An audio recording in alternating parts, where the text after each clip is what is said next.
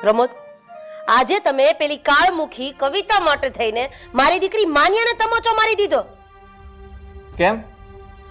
આ તારી દીકરીને મેં તમાચો માર્યો એ તને દેખાય છે, પણ તારી દીકરીએ કવિતાઓને તમાચો માર્યો એ તને નથી દેખાતું? બોલી લીધું.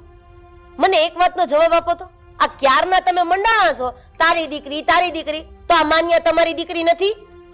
હા, માન્યા મારી જ દીકરી છે, પણ આ કવિતાઓ છે એ પણ કોઈની દીકરી તો છે જ ને. મારે તમારું કોઈ ભાષણ નથી સાંભળવું. એક વાત કાન ખોલીને સાંભળી લેજો.